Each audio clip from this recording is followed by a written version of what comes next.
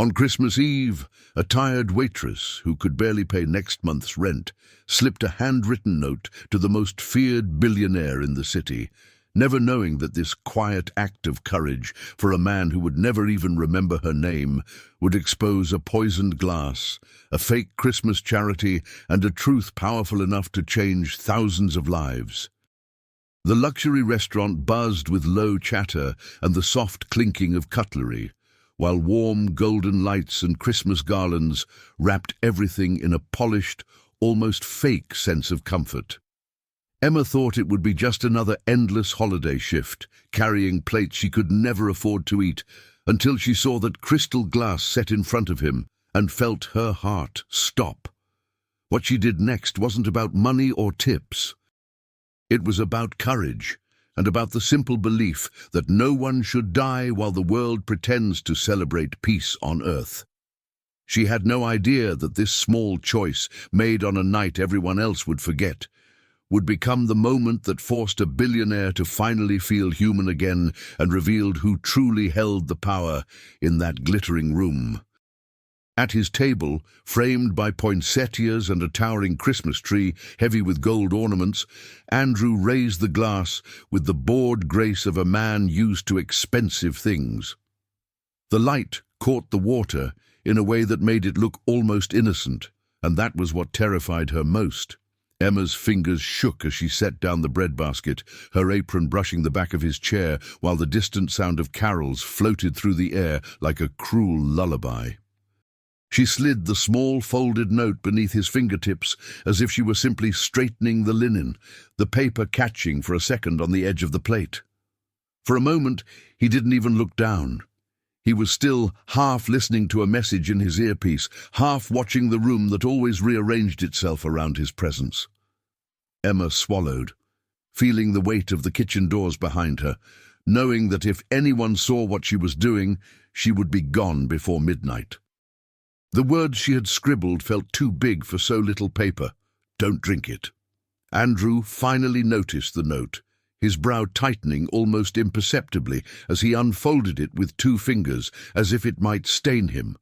The easy boredom vanished from his eyes, replaced by something sharper, older, a reflex developed in boardrooms and backrooms where smiles meant knives.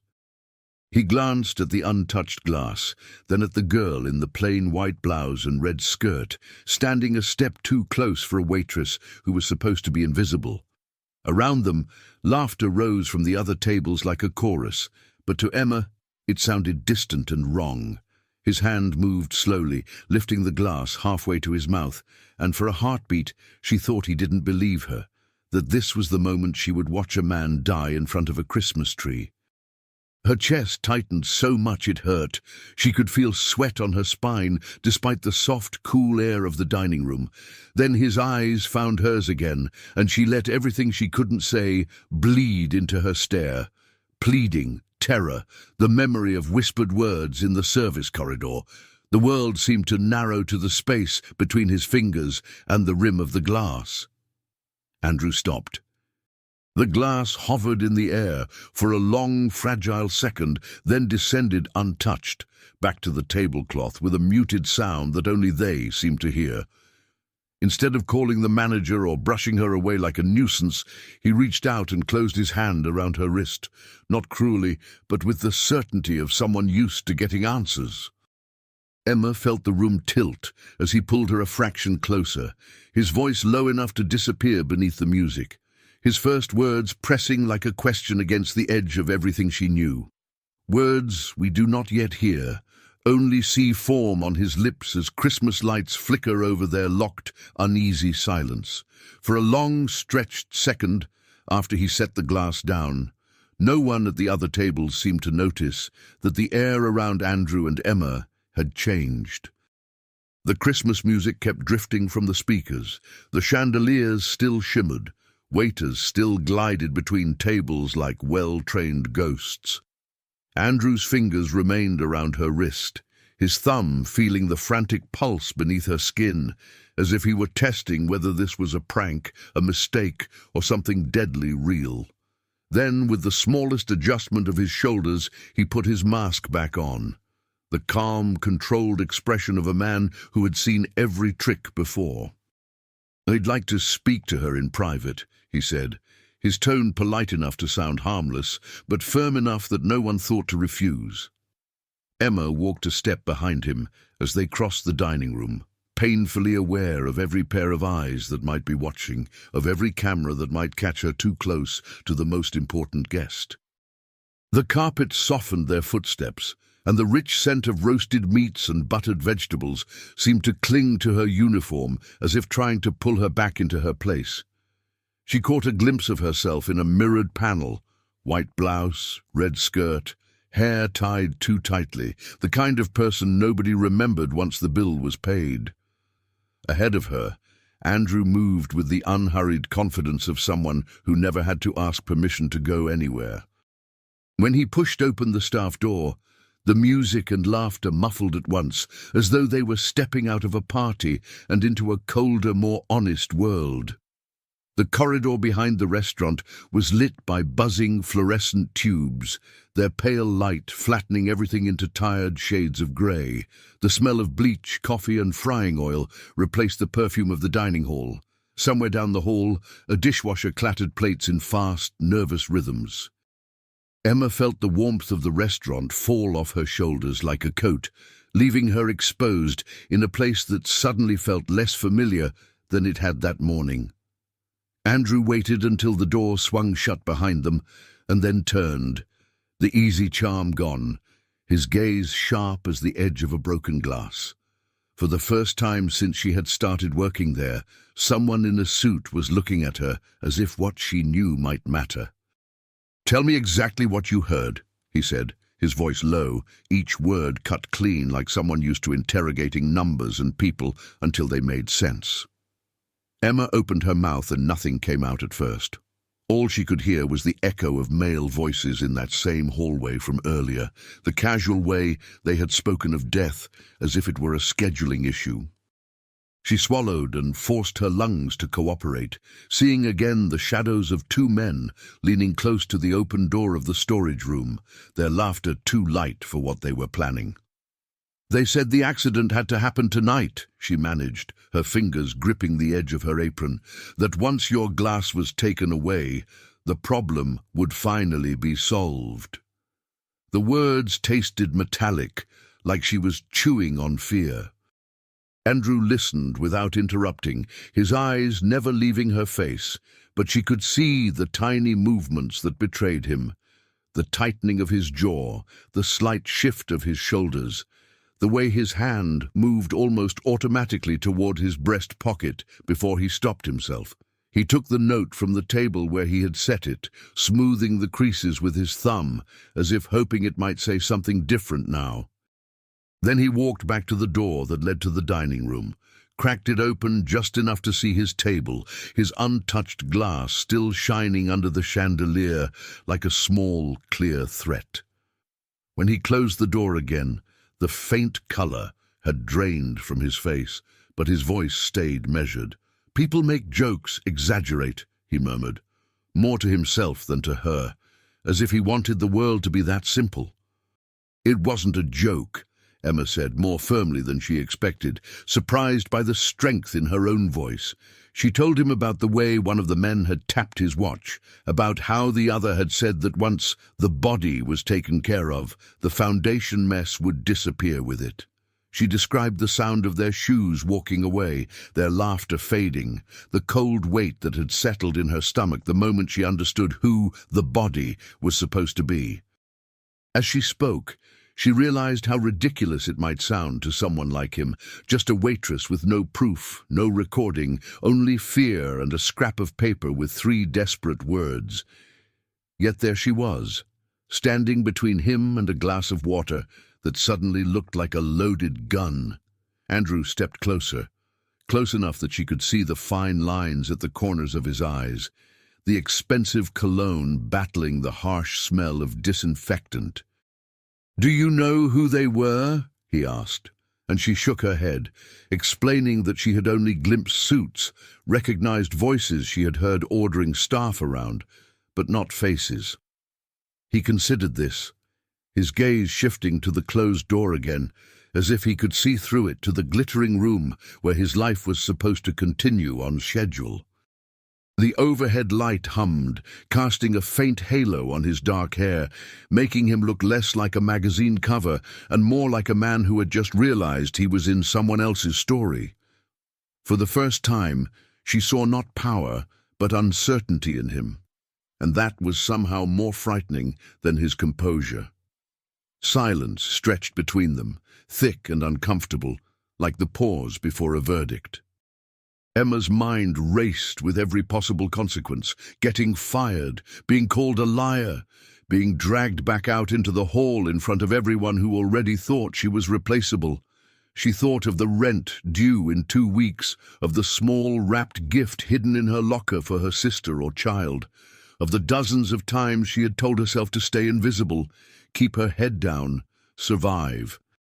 And yet, when she had heard those words about his glass, something inside her had refused to let her walk away. She realized, standing there under the cold light, that the decision had been made long before tonight, in every lesson about right and wrong that life had tried to beat out of her. Andrew finally broke the silence, his voice quieter now, stripped of the smooth distance he used in public. "You could have ignored it," he said. "Served the drink, gone home, pretended you never heard a thing. Why risk your job, your name, for a man you don't even like?" The question hung in the air, heavier than the threat outside the door, because it reached past this corridor and into the core of who she believed herself to be. Emma looked down at her ink-smudged fingers, then met his gaze, her throat tight, but her answer clear. "Because it's Christmas," she whispered, "and I couldn't just stand there and watch you die while everyone pretended to celebrate peace." For a moment, neither of them spoke, and in that fragile pause, he stared at the girl no one ever noticed, as if seeing the first crack in the comfortable world he had built, unsure whether it was the beginning of his downfall or the first honest chance to change anything at all. Hours before the poisoned glass ever touched the white linen of Andrew's table, Emma had stood in the cramped bathroom of her tiny apartment, staring at herself in the streaked mirror. The early winter light pushed weakly through the small window, turning the steam from her hurried shower into a ghost that blurred her reflection. Her hair refused to obey the cheap elastic band. Her eyes were ringed with the bruised shadows of too many late shifts, and there was a faint line of worry between her brows that hadn't been there a few years ago. On the towel rack, a single red ribbon hung from last year's gift exchange, its color too bright for the room. She tied it around her wrist like a quiet reminder that Christmas was supposed to mean something more than overdue bills and double shifts. In the living room, the old space heater rattled like a tired train, trying to keep going one more station. A small figure slept on the sagging couch, half covered by a faded blanket printed with cartoon stars, her younger sister or child, cheeks flushed with the pale warmth of low-grade fever. Empty medicine boxes sat neatly lined up on the coffee table, next to a mug with the ring of last night's tea dried along its rim. Emma moved softly, adjusting the blanket, pressing the back of her hand to that familiar forehead, counting the seconds under her breath the way the nurse had taught her. The Christmas lights she had found on sale flickered around the window. Only half the string worked, but they cast a fragile glow that tried its best to feel festive. On the wall, a notice from the landlord hung like a quiet threat, partially hidden behind a child's drawing of a tree with too many ornaments. The paper was creased where she had unfolded and refolded it, the due date circled in red ink she had borrowed at work. She had run the numbers 3 times the night before, sitting at the small kitchen table with a calculator that had lost one of its rubber buttons. Rent, medication, food, bus fare, tips, wages, extra shifts. Somewhere in the middle, the numbers stopped feeling real and turned into a kind of fog inside her chest. Her only Christmas budget was a small envelope with a few crumpled bills. Enough, she hoped, for one small present that would make the person on the couch feel like the world remembered them. For all of that, Emma still moved through the morning with a kind of stubborn gentleness, as if refusing to let bitterness take the last good piece of her. She brewed coffee that smelled better than it tasted and poured it into a chipped mug she had owned since her first apartment. As she sipped, she remembered another Christmas morning years ago, when the apartment had been full of noise and a parent's voice had floated from the kitchen, saying that no matter how poor they were, they would never let their hearts go cheap. "On Christmas," that voice had said, "we don't turn our backs when something is wrong. That's the one thing the world can't take from us." The memory hurt and comforted her at the same time, like a song you love that reminds you of someone who is gone. By the time she wrapped the scarf around her neck and slipped her coat on, the city was fully awake, its breath rising in little clouds from vents and chimneys. Outside, the air bit at her cheeks, but she moved quickly, the rhythm of her walk shaped by years of chasing buses and clock-in times. The bus ride to the restaurant took her past department store windows exploding with color, fake snow, glittering boxes, mannequins frozen in joy. Children pressed their faces to the glass while adults hurried by, their bags heavy with things they could afford and she could not. Emma watched her reflection overlap with the displays, her own tired face superimposed over perfect families in matching pajamas, and she looked away before the comparison could settle too deeply. The luxury restaurant, when she reached it, loomed like a different country behind its glass front and polished brass handles. Inside, everything was warm and golden, as if the cold outside couldn't reach this world of reservations and whispered names. Staff rushed to finish decorations, a garland straightened here, a gold ornament adjusted there, a perfectly wrapped gift box placed just so under the towering tree. In the staff room, Emma traded her coat for the crisp uniform, white blouse, red skirt, a small name tag that seemed to erase everything about her except 5 letters.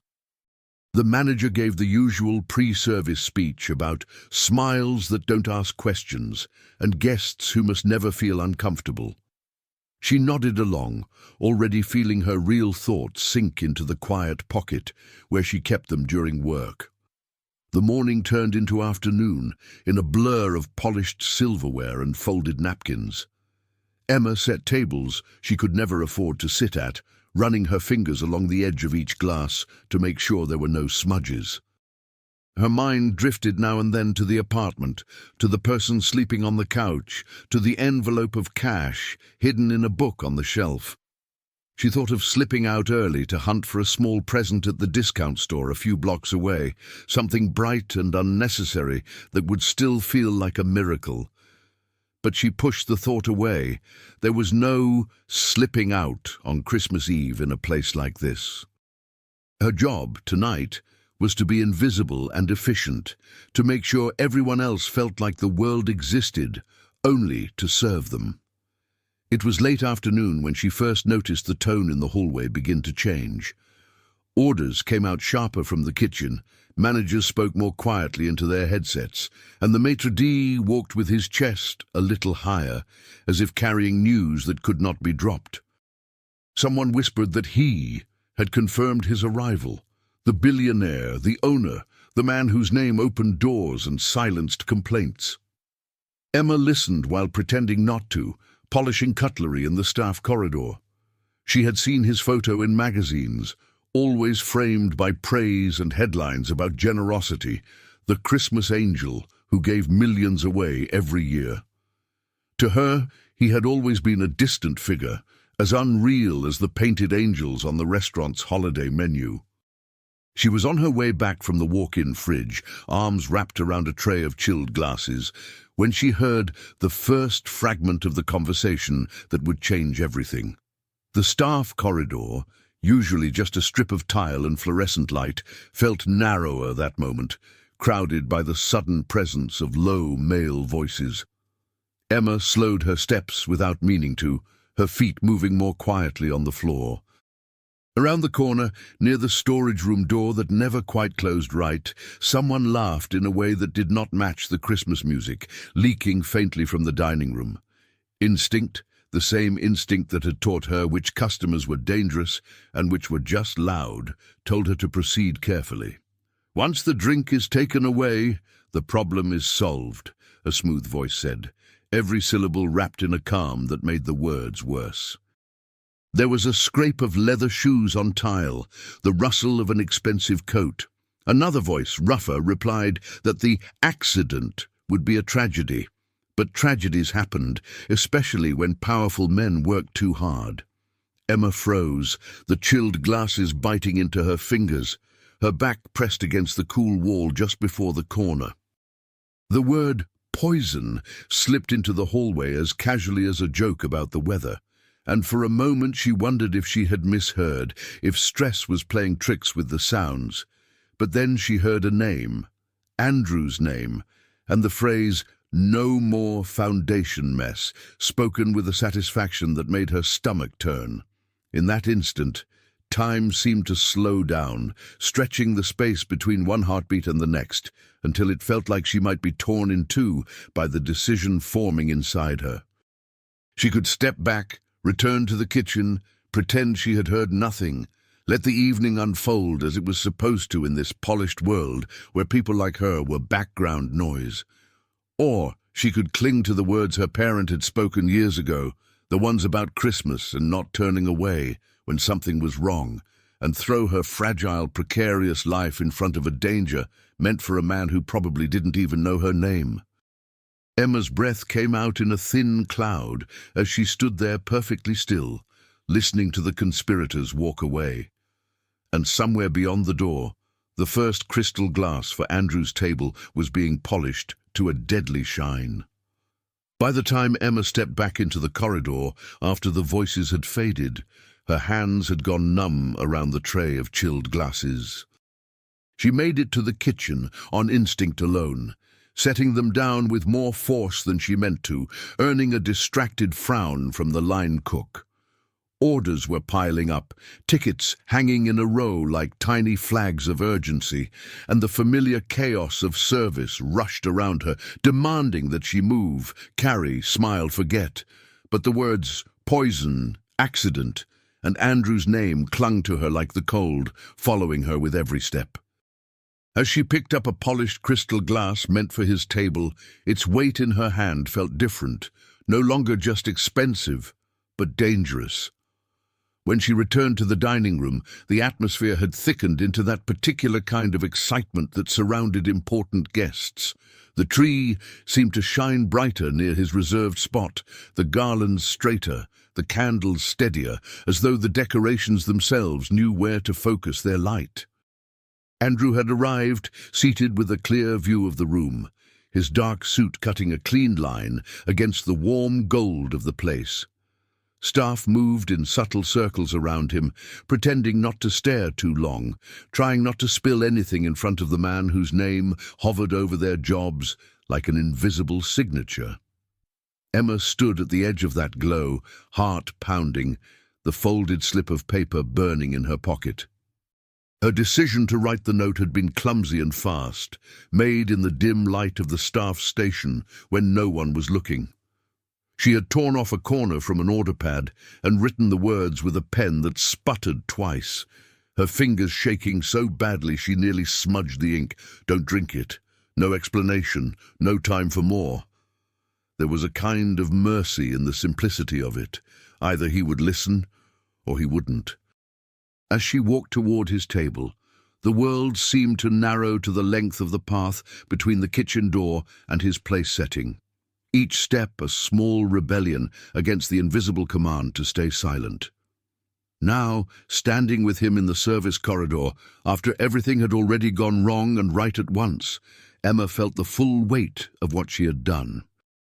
Andrew's question, why risk it for a man she didn't even like, still hung somewhere between them, unanswered and yet already changing the air.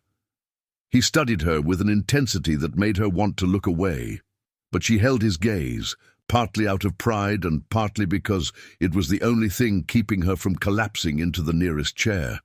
The din of the restaurant was just a distant hum now, like a storm heard through thick walls. For the first time, it felt as if they were no longer playing their assigned roles of billionaire and waitress, but two people stranded on the same thin piece of ice. "Sit," he said at last, nodding toward a narrow metal bench tucked against the wall, usually reserved for exhausted staff, grabbing a few seconds of rest. The word came out more as a suggestion than an order, but it carried the habit of a lifetime spent telling people what to do. Emma hesitated. Staff did not sit with guests, not even in the back corridors, but her legs ached with the strain of fear and standing, and she lowered herself slowly, perching on the edge, as if the bench might reject her. Andrew remained standing for a moment, pacing a short line in front of her, one hand in his pocket, the other clasping the note so tightly it crinkled. When he finally stopped, he leaned back against the opposite wall, folding his arms across his chest, his eyes never leaving hers. He began to speak then, not in the polished phrases of interviews or board meetings, but in fits and starts, as if the words had to push their way past defenses he hadn't questioned in years. He told her about the Christmas foundation that bore his name, the one the magazines praised for feeding families and funding clinics, the one he had always thought of as proof that he wasn't like other rich men. At first, his voice carried a defensive edge, as if she had accused him of something even though she hadn't said a word. But as he went on, confusion crept in, then anger, but not at her. Anger at the realization that someone had been using his name, his money, his carefully curated image, to steal from the very people he thought he was helping. Emma listened, her hands clasped together in her lap to keep them from shaking. She had never imagined she would hear a man like him confess to ignorance, much less to doubt. To her, people with that much power always knew what they were doing. They chose their selfishness with clear eyes and slept well afterward. Hearing him say he had missed things, that he had trusted the wrong people because the praise felt good, did not erase his responsibility, but it made him suddenly, unsettlingly human. The harsh white light of the corridor made his face look tired, the famous lines of his jaw less like marble and more like skin and bone. Somewhere in the back of her mind, a quiet voice noted that perhaps the world was not as simple as them and us, even if it was easier to survive that way. He pulled out his phone and tried to call his head of security, his legal team, his closest advisors, the people who were supposed to stand between him and danger. One by one, the calls went unanswered or straight to voicemail, the same polished recorded messages, repeating apologies and promises to return your call as soon as possible. With each failed attempt, the line between suspicion and certainty grew thinner. Andrew's expression hardened. Emma could see the moment when his trust in them snapped like an overstretched wire. He lifted his head then, and for the first time that evening, there was something like respect in the way he looked at her. "You're the only one who warned me," he said quietly, almost to himself, "the only one who didn't have anything to gain." The idea seemed to take shape in him as he spoke it, his gaze sharpening, shoulders squaring with a new kind of resolve. "Out there," he said, tilting his head toward the dining room, "everyone assumes I know everything. They assume I'm protected, that I'm the one pulling every string." A faint, humorless smile tugged at his mouth. "But if my own people are willing to poison me at my own table, then every eye in that room is already turned the wrong way." Emma shifted, uncertain where he was going, feeling again the gulf between their worlds, and yet unable to deny the strange bridge forming between them. He nodded toward her apron. "You move through this place unseen. You hear what I don't. Tonight that made you more powerful than anyone sitting at my table." Emma almost laughed at the absurdity of it. Her powerful, in shoes that pinched her toes and a uniform that smelled faintly of detergent and spilled wine. But the truth of his words settled on her shoulders with an unexpected weight. The men in suits had spoken freely because they assumed she wasn't listening, or that if she was, it wouldn't matter. They had bet on her silence, on her need for a paycheck, on the invisibility that wrapped itself around people like her in places like this. And for once, that invisibility had broken in her favor. She thought of the chilled glass waiting in the dining room, of the envelope of cash at home, of the line in the landlord's notice. For a brief, sharp moment, she wondered if she had just traded security for a war she didn't understand. Andrew pushed away from the wall, straightening his jacket, the decision already forming behind his eyes. "I don't know yet who I can trust," he admitted, "but I know who tried to kill me, and I know who tried to stop them." He studied her for another long second, as if searching for any sign that she might regret stepping into this shadowed part of his world. "If I'm going to survive this, and if we're going to expose what they've done with that foundation, I need someone who can move where they don't look. Someone who knows these halls, these people, their routines." The words came out slowly, carefully, like a man unused to asking for help. "I need you." And as the Christmas music filtered faintly through the door once more, Emma felt the axis of her life tilt, realizing that the quiet decision she had made in fear was now pulling her into a fight that would not end when her shift was over.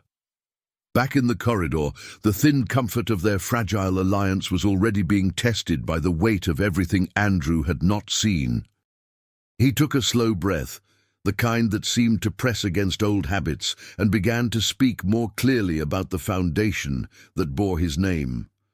For years, he said, it had been his pride. Glossy reports, photographs of smiling children, neat charts showing millions in donations. He talked about galas where people in gowns had toasted his generosity, about articles that called him a savior, about awards he had accepted beneath chandeliers, not unlike the ones hanging just beyond the door. The more he described it, the more Emma heard something beneath the words, a man trying to convince himself that he hadn't been blind. Emma listened, her hands folded tightly in her lap so he wouldn't see them shake, and felt the familiar gap between their worlds stretch and twist. To her, charity was neighbors, slipping an extra can into your grocery bag, or a nurse adding a sample box of medicine without saying a word. Hearing him speak of donations with so many zeros made her chest feel both hollow and crowded. Yet even in his polished language, she heard a crack, a tremor in his certainty whenever he mentioned the people who actually handled the money. There were names he hesitated over, decisions he glossed past too quickly, moments when his eyes flickered away from hers, as though the fluorescent lights were suddenly too bright. It was like watching someone reread a story they had written and realizing for the first time how many lines didn't make sense. He pulled up emails on his phone, scrolling with increasing urgency, his thumb flicking past subject lines like Q4 disbursement summary and revised allocation proposal. Every message looked official, professional, clean. Yet when he opened one at random and showed her the numbers, Emma felt as if she was staring at a language she had never learned, strings of digits and phrases that boiled down to one idea: amounts going in, less coming out. "These were my updates," he muttered, more to himself than to her. "I signed off on them. I told people we were expanding programs." He swallowed, the motion visible in his throat. "If they've been stealing, they did it right in front of me." The note in his hand crumpled slightly as his fingers tightened, betraying the anger he was only just beginning to let himself feel. Emma shifted on the narrow bench, the cold metal pressing into the backs of her legs through the thin fabric of her skirt. She thought of the faces behind those numbers, the parents at clinics who'd been told funding ran out, the families who had put their names on lists for food deliveries that never came. She didn't know them personally, but she knew their type. She saw them every day on buses, at discount stores, in waiting rooms. People who stretched every dollar until it tore, who might have clung to the name of his foundation like a small promise pinned to the end of a hard year. "Didn't you ever wonder why some of it didn't show?" she asked carefully, unsure whether she had the right to speak that boldly, but unable to stay quiet. "Donations that big. You should see them in real lives, not just in photos." The question landed between them like a stone dropped into shallow water, the splash small, but the ripples wide. Andrew's jaw tightened, and for a moment she thought he might snap, retreat behind the familiar armor of status and indignation. Instead, he let out a breath that sounded almost like a laugh, but there was no humor in it. "Of course I wondered," he said, his voice rougher. "But they always had explanations, regulations, delays, local partners not keeping up their end. They sent reports, they organized visits, they staged events where everything looked perfect for a day." He looked down at the screen again, scrolling past more evidence of his own comfort. "And I let them, because it was easier to believe I was helping than to admit I might be part of the problem." Out in the dining room, muted through the door, the sound of glassware and laughter rose in a sudden wave, as if someone had made a toast.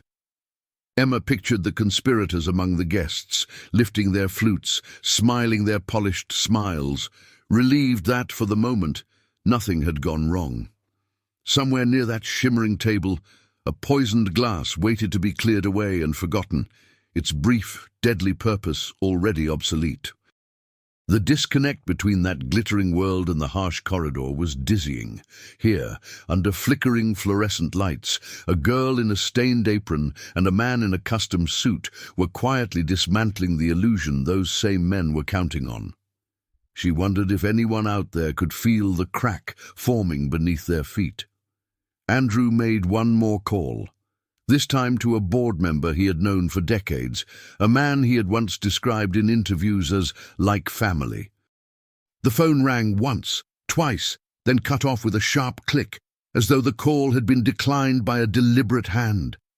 He stared at the screen for a long moment, the silence between the two of them stretching thin. "He never misses my calls," Andrew said quietly. "Not once in 20 years. His thumb hovered over the screen, then dropped to his side. That small, broken expectation seemed to hurt him more than any leaked document could have. Betrayal, Emma realized, did not always arrive with dramatic revelations. Sometimes it came in something as simple as a call that should have been answered.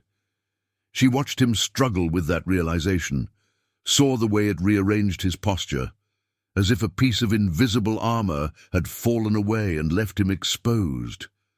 For the first time, she felt something like compassion for him, uncomfortable and reluctant, like a warmth she didn't quite want to admit.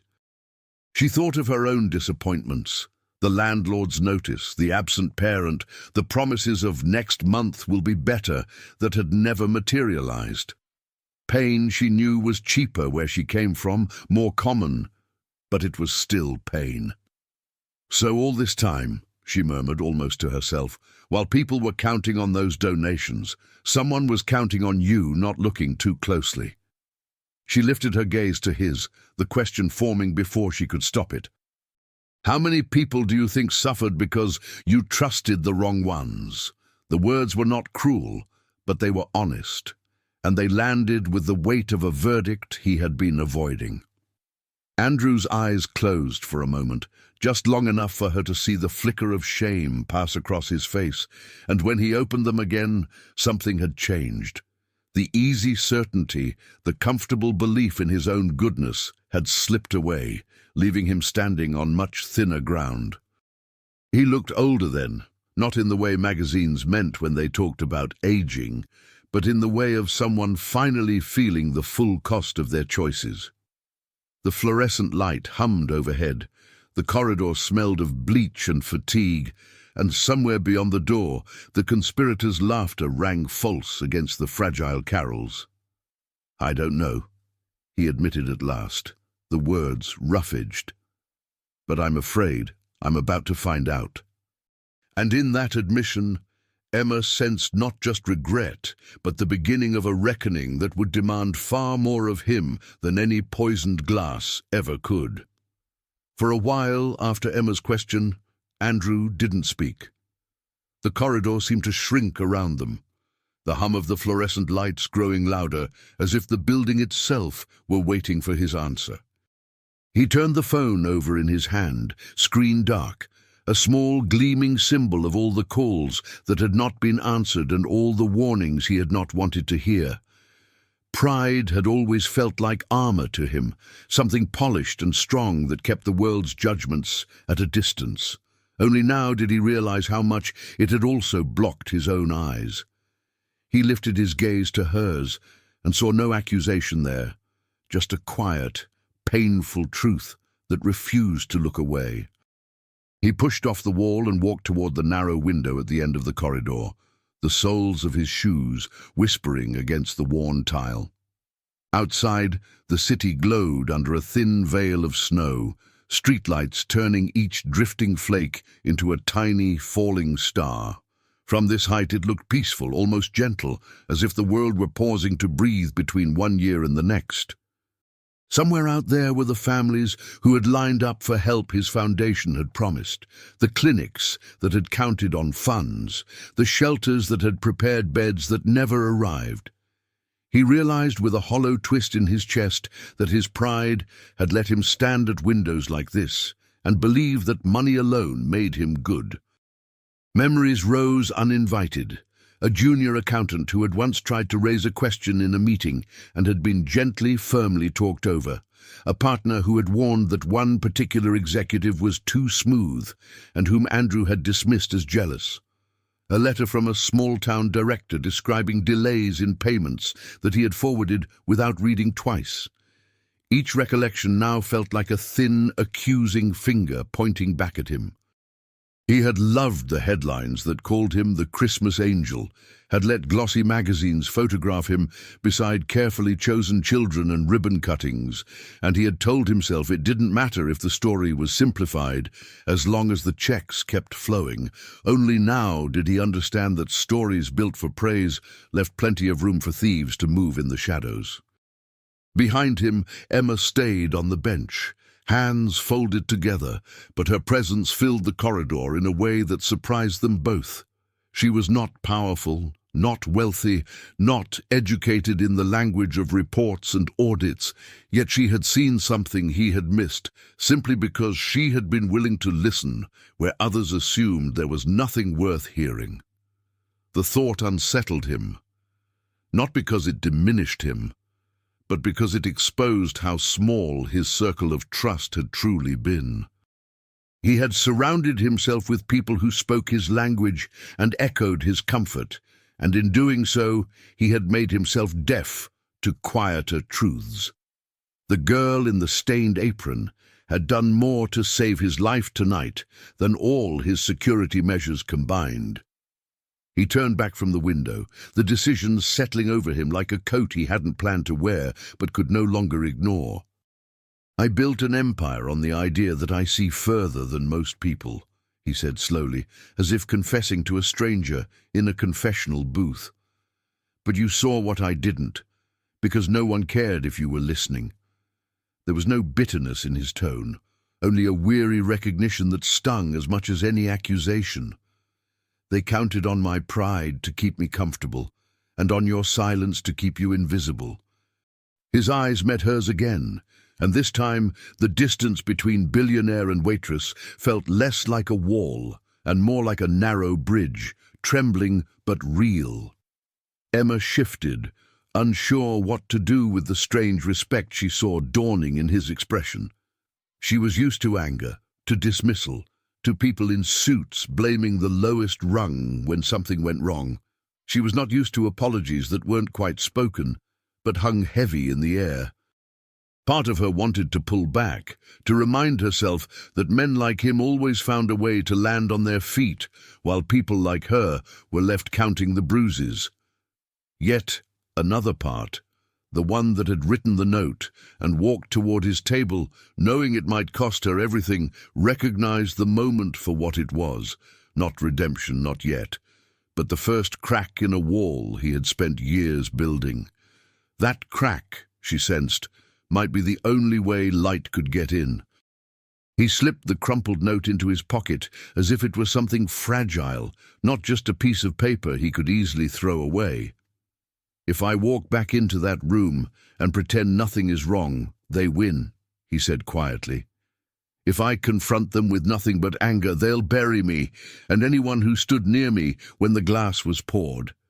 His gaze flicked to the door, then back to her. "But if I start paying attention, really paying attention, to the things they assumed I would never see, then they won't know where the next crack will appear." A faint, grim resolve settled over his features, the kind that did not make promises of easy victories, only of not turning away anymore. Emma stood, her legs unsteady but her voice clearer than she expected when she finally spoke. "You can't unspill what they've done," she said, thinking of the unseen faces behind the missing money, "but you can stop pretending you don't see the stain." It was a simple sentence, not dressed in business language, but it landed with more force than any consultant's report. Andrew nodded once, as if accepting terms to a deal he should have struck long ago, this time not with board members or politicians, but with his own conscience. As they moved toward the door that led back to the Golden Room, he straightened his shoulders, not in the old way of a man stepping onto a stage, but like someone preparing to walk through a place he finally understood was built on lies. And Emma, walking a step behind, felt both dread and a strange, quiet strength, knowing that his pride had begun to crack, and that cracks once started had a way of spreading further than anyone intended. The moment Andrew and Emma stepped back into the dining room, the air felt different, as if the room itself had been warned that someone had stepped out of their assigned role. The chandeliers still poured gold over the tables, the carols still floated politely through hidden speakers, but underneath the warmth there was a thin metallic tension she could taste. Andrew moved back toward his table with the same measured confidence as always, yet Emma could feel the subtle shift in his posture, the new awareness in his gaze as it brushed over faces he had once trusted. She returned to her station, lifting a tray, pretending her knees weren't shaking, telling herself that if she just made it to the end of the shift, she could go home and breathe. Somewhere in the corner of her mind, a fragile hope whispered that maybe, just maybe, she wasn't as alone in this as she had always been. It took less than 10 minutes for that hope to be tested. The manager appeared at her side with a smile that didn't touch his eyes, his hands folded in front of him as if this were a simple, routine conversation. "Emma," he said pleasantly, a little too loudly, so that nearby tables could hear her name, "could you come here for a moment?" The tray felt suddenly heavier in her hands, but she set it down and followed him, her shoes quiet against the carpet. He led her toward Andrew's table, where the billionaire sat surrounded by glittering glassware and watching eyes, his expression composed in a way that made it impossible to read what he was thinking. Emma's pulse climbed into her throat as she came to a stop beside him, all too aware of how many people had paused their conversations to listen. The accusation unfurled itself with practiced grace, wrapped in concern, and delivered with the careful diction of someone who had rehearsed every word. The manager explained that a complaint had been made, that Emma had slipped a note to Mr. Andrew, not as a warning, but as an attempt at blackmail. According to this story, she had threatened to spread rumors about the restaurant and its unsafe practices unless he paid her for her silence. The lie was clean, complete, and lined up neatly with every prejudice the room already held about desperate people in cheap uniforms. Emma stared at him, stunned, the words, "That's not true," crowding her throat and finding no space to escape. Around them, forks hovered above plates, and whispers fluttered from one table to another like restless birds. She turned instinctively to Andrew, searching his face for some sign that he would cut through the performance, that he would say, "No, that's not what happened." But he sat very still, hands folded near his plate, his gaze trained on the manager with a calm that looked, to everyone else, like agreement.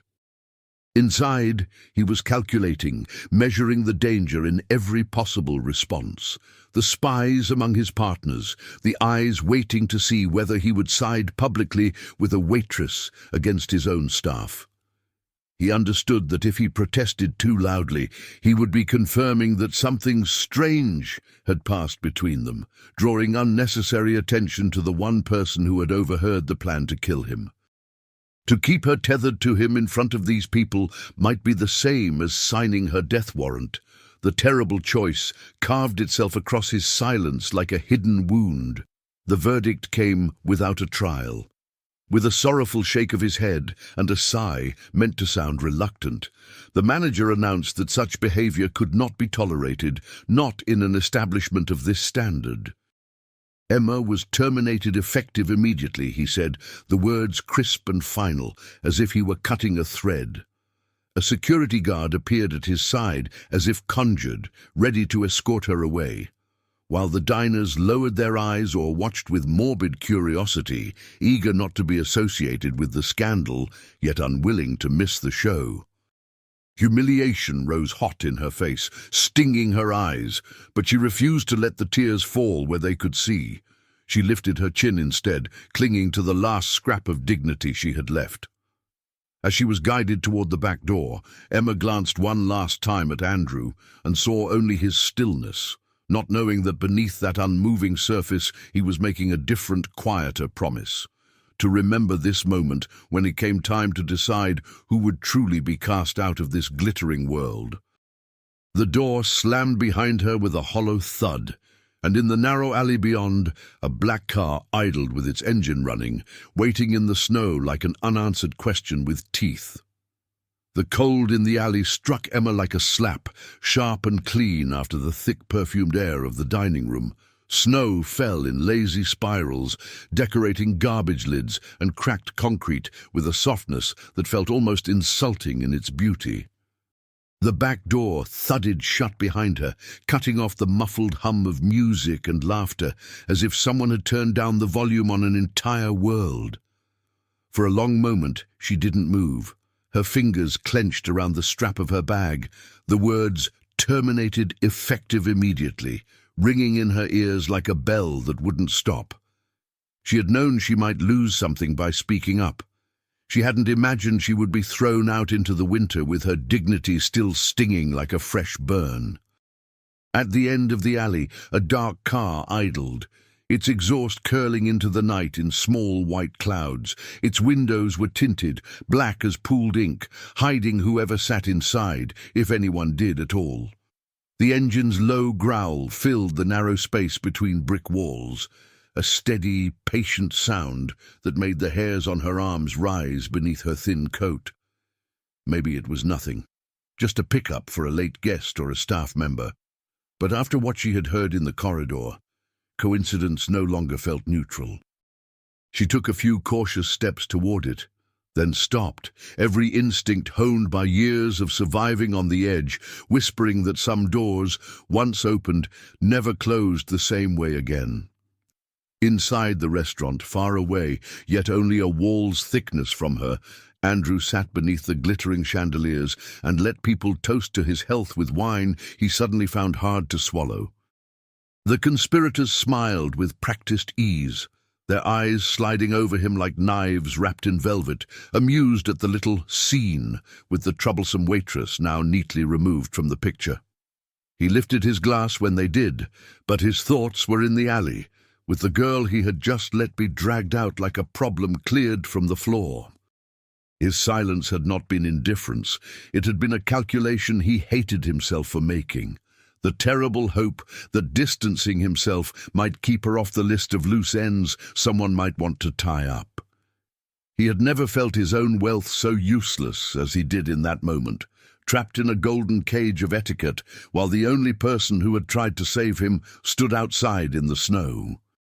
Emma turned away from the car, pulse pounding, and started walking toward the street, each step heavy with the weight of what she no longer had.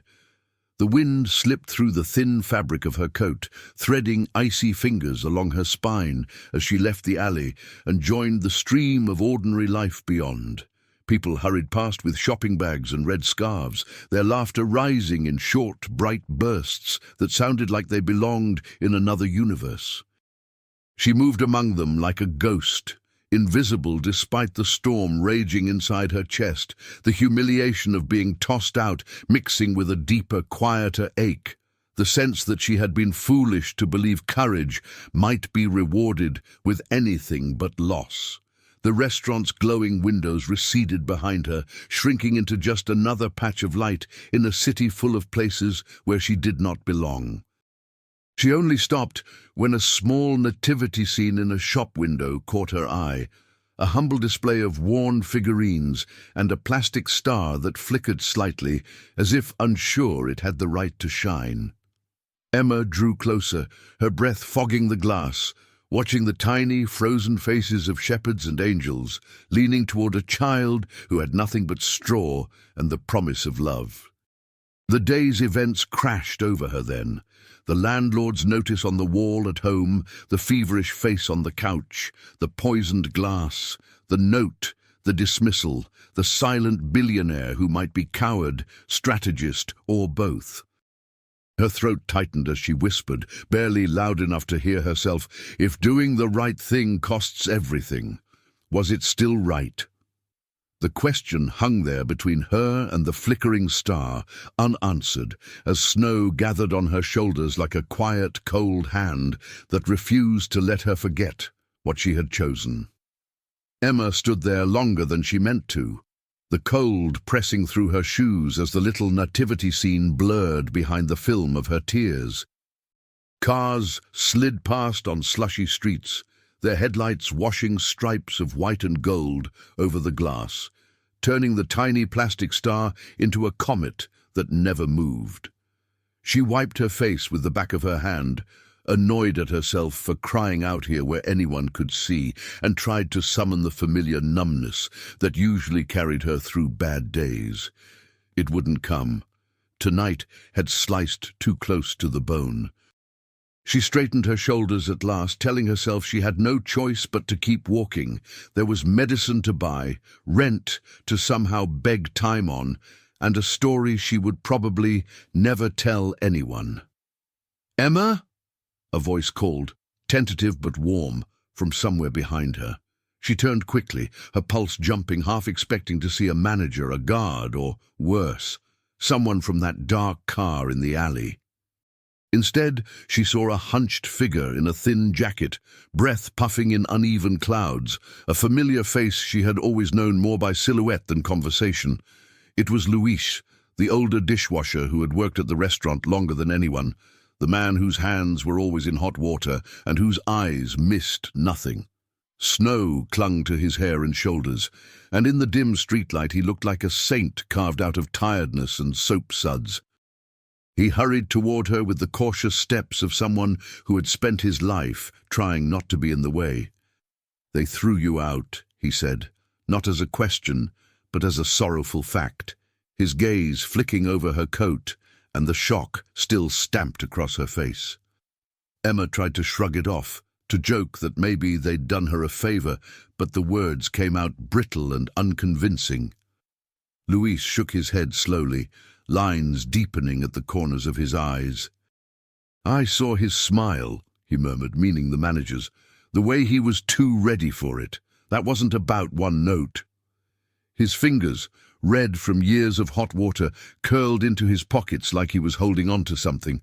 They walked together toward a small park a block away, where a few bare trees stood wrapped with cheap strings of lights that blinked in uneven rhythms.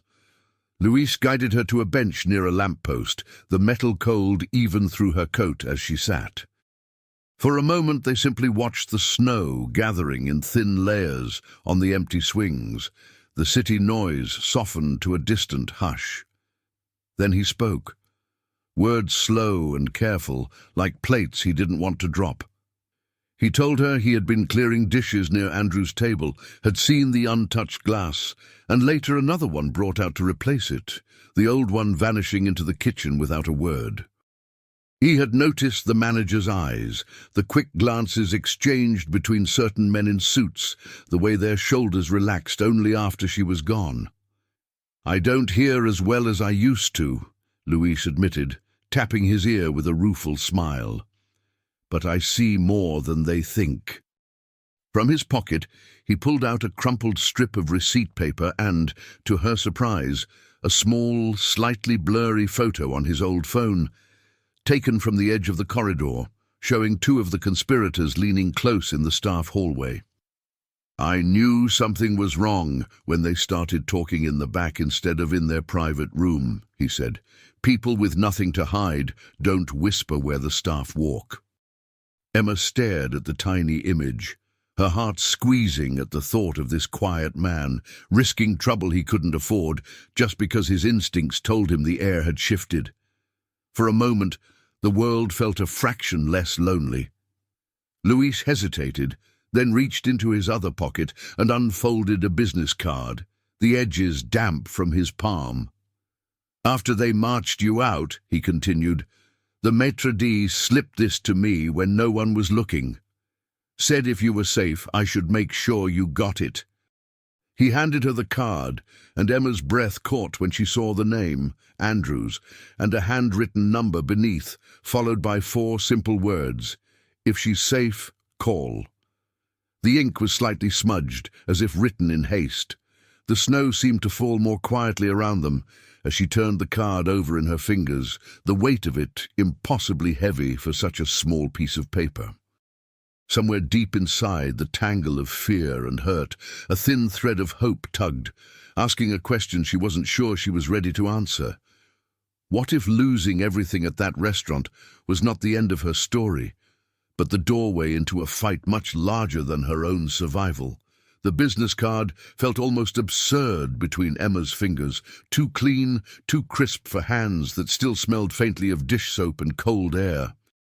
She walked home with Luis for part of the way, the two of them sharing a silence that said more than any comfort could have, then parted at a corner where the streetlights flickered and the snow thinned into slush. By the time she reached her building, her toes were numb and her thoughts were a knot of exhaustion and disbelief. Inside the apartment, the space heater rattled its familiar song, and the small figure on the couch stirred when she closed the door, eyes heavy with sleep and fever. Emma forced a smile she didn't feel, brushed a hand over that warm forehead, and said everything was fine in the gentle voice of someone who had learned to keep storms outside the door. Only when the room was quiet again did she sit at the tiny kitchen table, place the card in front of her, and stare at the number like it was a cliff edge.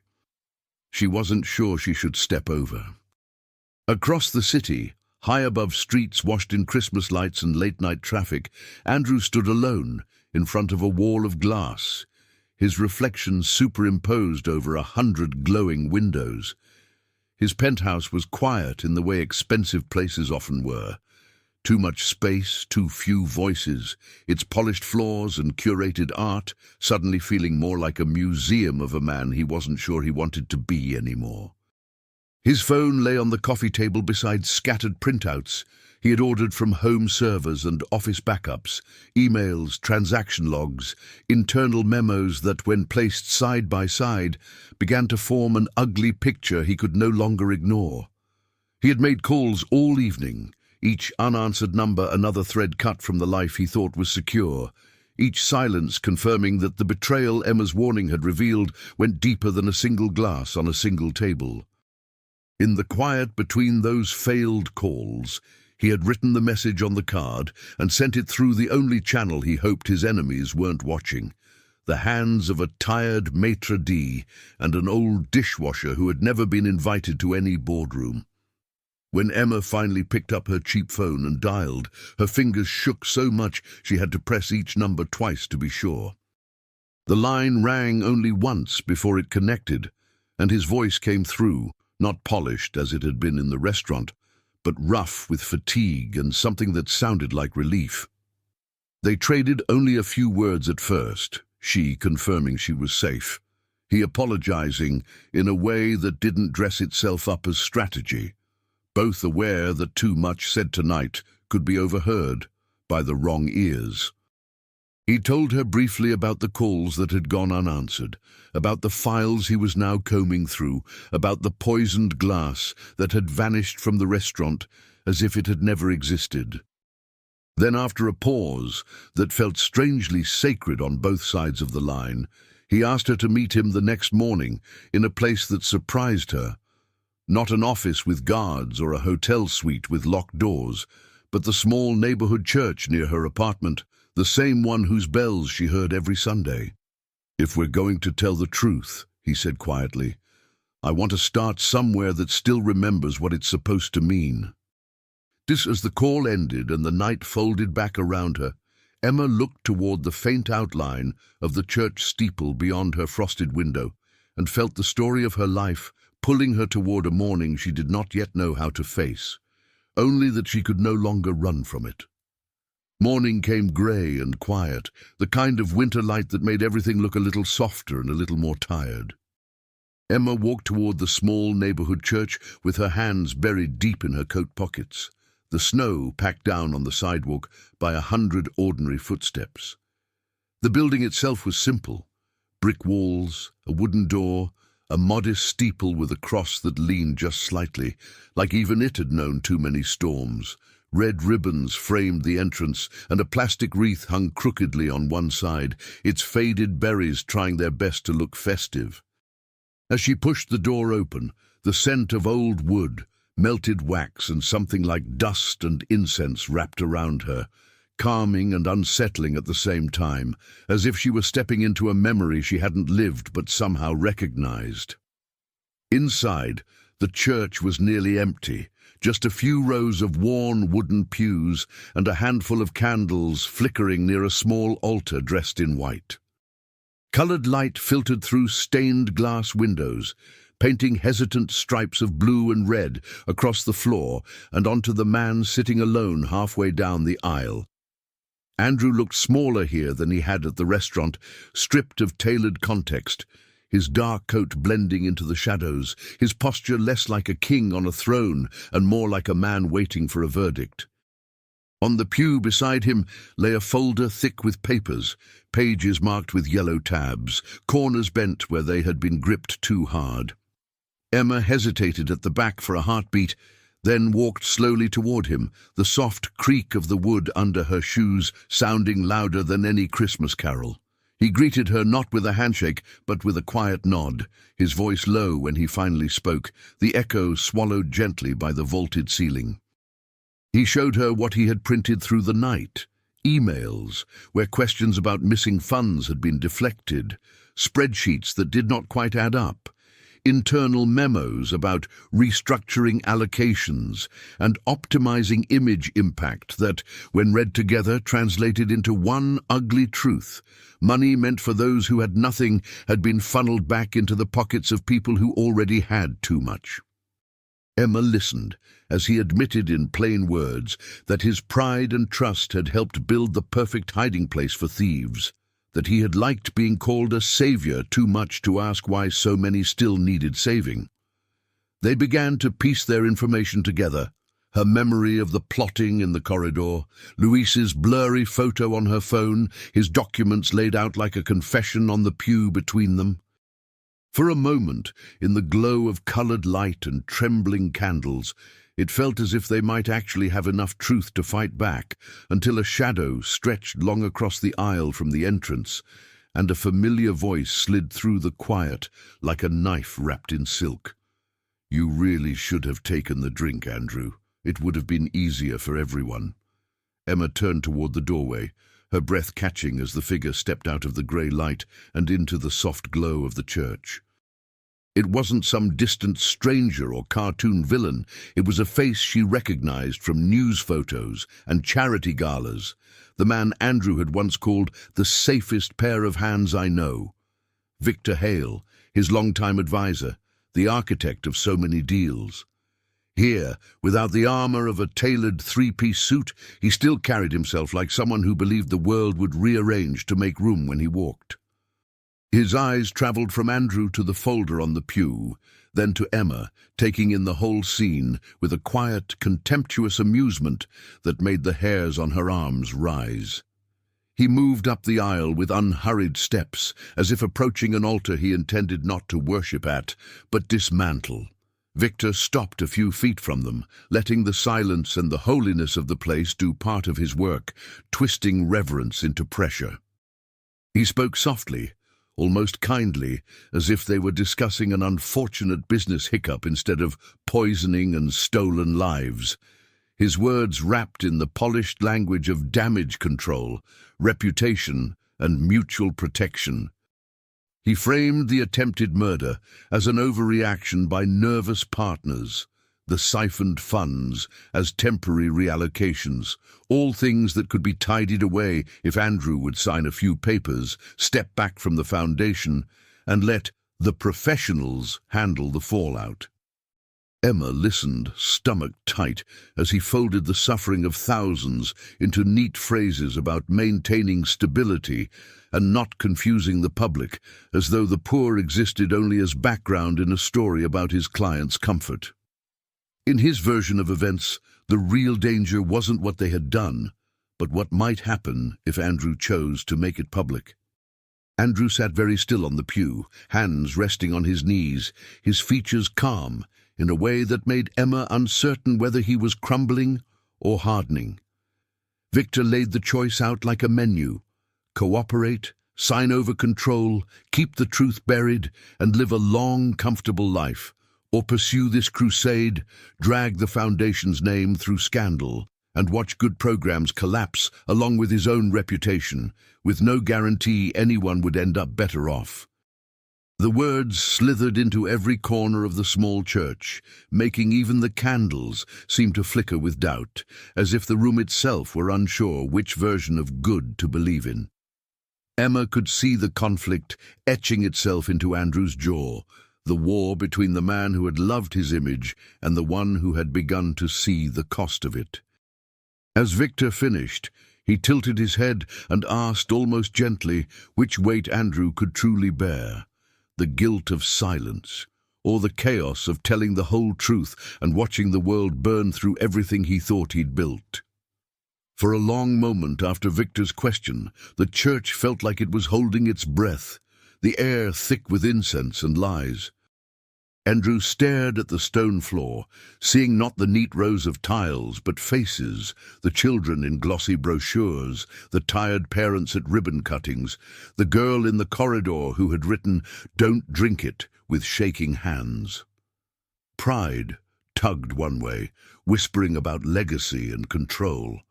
Guilt tugged the other, showing him the empty plates behind all the photo ops. Slowly, almost imperceptibly, his fingers moved toward the phone lying on the pew beside him, its screen dark, but not dead. When he finally lifted his head to look at Victor, there was something new in his eyes, a steady, quiet anger that did not burn hot, but cold and sharp, like ice that had decided to crack from the inside. "You're right," Andrew said softly, his voice carrying strangely well in the small nave. "The world doesn't like chaos. It prefers a neat story." He picked up the phone and set it on the wood between them, screen still facing down, as if it were nothing more than a nervous habit. "So, let's make sure we tell the right one." Victor relaxed a fraction, misreading the words as surrender, and began to talk more freely, slipping back into the smooth cadence of a man arranging pieces on a board he assumed was still his. He spoke of who had signed off on the poisoned glass, which board members had approved the reallocations, how they could frame it all as a misunderstanding if Andrew would just stand in front of a camera and say the right lines. Beside him, Emma forced her face into a mask of fear and hesitation, letting her shoulders shake, her eyes dart, every gesture feeding Victor's certainty that she was on the verge of breaking and could be managed like any other scared employee. Neither man noticed that on the pew between them, the phone's screen had quietly lit up a minute earlier, a small red bar at the top marking that it had been recording since before Victor walked through the door. Outside, just beyond the heavy wooden doors, Luis waited with his cap in his hands and a local journalist at his side, the younger woman holding her own phone close to the crack where the door stood slightly ajar. Luis had not heard every word inside, but he had heard enough in the restaurant to know that silence was no longer safety. It was complicity. When Victor's voice rose slightly, amusement slipping into arrogance as he outlined how easy it had been to redirect sentiment and funds, the journalist's eyes widened, her thumb tightening around the device, capturing every syllable. Back inside, Andrew leaned in then, asking questions that sounded almost cooperative. Who else knows? How long has this been going on? What exactly did you tell them about the glass? Each one drawing out another incriminating detail, another thread in a web Victor had spun so confidently he never imagined it might hang him. By the time distant sirens began to wail their way down the street, echoing faintly through the stained glass, Victor finally sensed that something in the air had shifted, but too late. When the doors burst open and uniformed officers stepped into the aisle, their radios crackling and their eyes already filled with recognition, the story he had tried to bury was no longer just in Andrew's hands. It was in the recording on the pew, in the journalist's phone, and in the memory of a waitress and a dishwasher who had decided that tonight, for once, the powerful would not be the only ones writing the ending. News does not walk, it runs, and by the time the sun set again, the story had already leapt from the small church to screens and front pages far beyond the city. Clips of Victor being led out in handcuffs, replayed between charts of missing funds and headlines about Christmas charity corruption, while anchors repeated the same stunned phrases about betrayal and greed. The recordings, Andrew's phone, the journalist's audio, circulated everywhere, the smooth, confident voice that had once charmed donors, now damning itself in high definition. Andrew watched it all from a conference room that suddenly felt more like a witness box than an office, flanked not by flattering advisors, but by investigators and auditors whose questions cut through what was left of his defenses. He did not try to soften his part in it. On live television, he said the words, "I was negligent and I chose not to see," and felt the collective gasp of a world unused to men like him, calling their failures by their real names. For Emma, the days that followed were a strange mixture of chaos and quiet. Reporters knocked at her building's front door, calling her the brave waitress and shoving microphones toward neighbors who barely knew her name last week. She kept the curtains mostly closed, tending to the small home that was still her anchor, checking temperatures, stirring soup, counting pills, while the world debated her courage from the safe distance of comment sections and talk shows. When she did leave, it was usually to meet with investigators, repeating her story under fluorescent lights that reminded her painfully of the corridor where it had all begun. Each time, she thought of the people behind the numbers. The clinics sending in letters about funds that never arrived, the shelters reopening files they had given up on, the families who wrote shaky notes saying they finally understood why the promised help had vanished. Their words stitched a fragile sense of purpose through the raw places in her chest, a whispered reminder that the humiliation she had endured had not been meaningless. Weeks later, in a modest hall rented from the very community centre they were now determined to rebuild, Andrew stood on a small stage beside Emma and Luis, facing a crowd not of shareholders, but of volunteers, social workers, and people who had once waited on lists for aid that never came.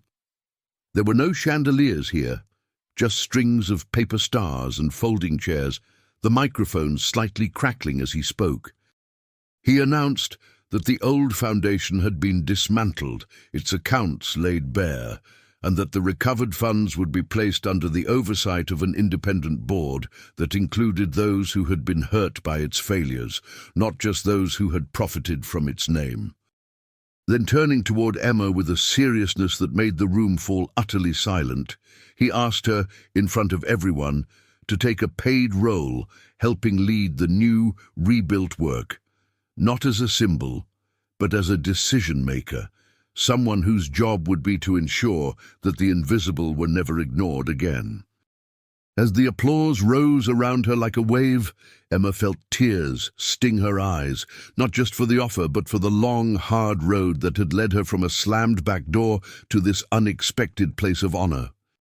And beneath the sound of clapping hands and rustling jackets, a quieter question began to form in her heart, trembling and bright.